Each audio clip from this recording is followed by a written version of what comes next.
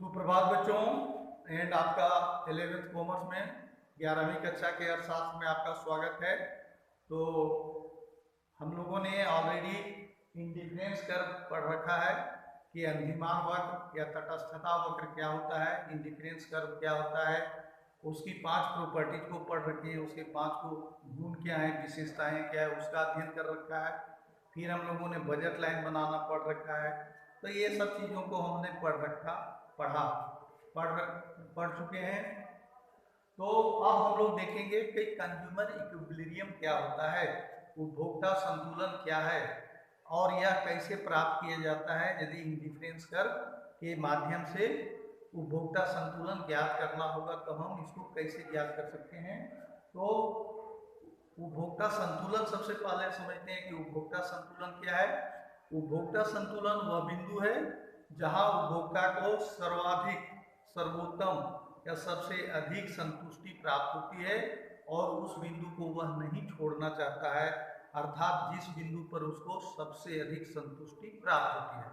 तो consumer equilibrium is that point where the consumer is optimally और maximum satisfaction, reaching a maximum satisfaction.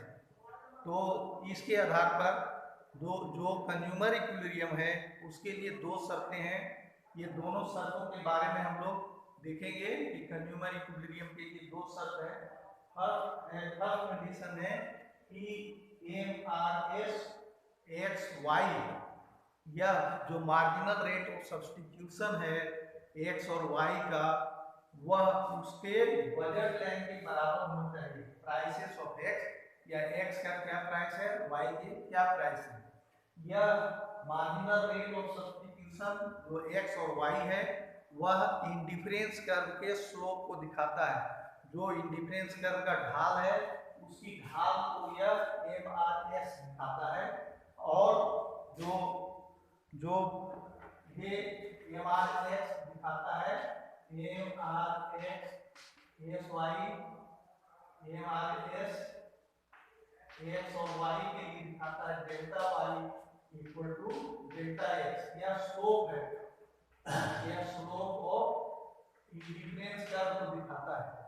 तो ये slope के बारे में हम लोगों ने जानते हैं कि जैसे जैसे एक्स की मात्रा को प्राप्त करते जाएंगे, ठीक है, वैसे वैसे वाई की मात्रा को हम सब्स्टिट्यूट करते जाएंगे, कम करते जाएंगे।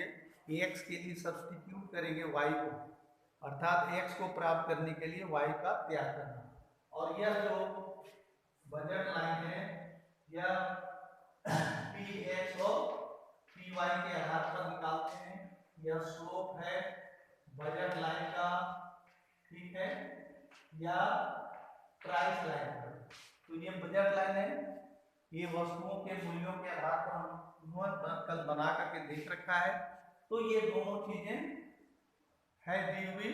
अब दूसरी जो शर्त है कि IC इंडिफरेंस कर्व जहां संतुलन होगा वहां इस तरफ से कॉन्केव होना चाहिए, कॉन्वेक्स होना चाहिए, कॉन्वेक्स होना चाहिए। तो यहाँ देखते हैं कॉन्वेक्स है।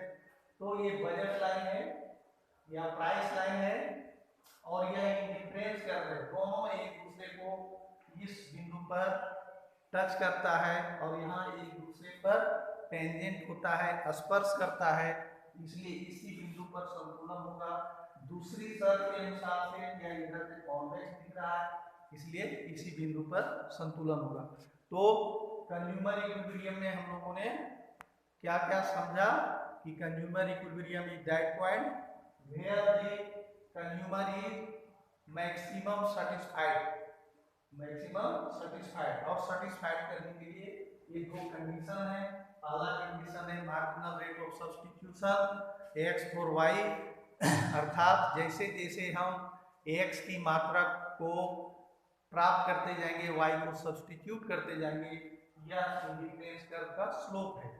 दूसरा है कि प्राइसेस ऑफ एक्स और प्राइसेस ऑफ वाई, अर्थात दो वस्तुओं के मूल्य, एक्स वस्तु और वाई वस्तु के मूल्य के आधार पर जो बजट लाइन बनाते हैं या प्राइस लाइन बनाते हैं, दोनों एक दूसरे पर टेंजेंट होना चाहिए।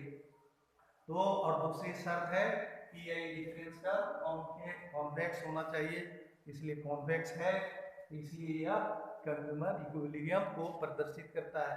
तो बच्चे यहाँ तक आपका जो इंडिफरेंस का कंज्यूमर इक्विलिब्रियम ये सब समाप्त होता है।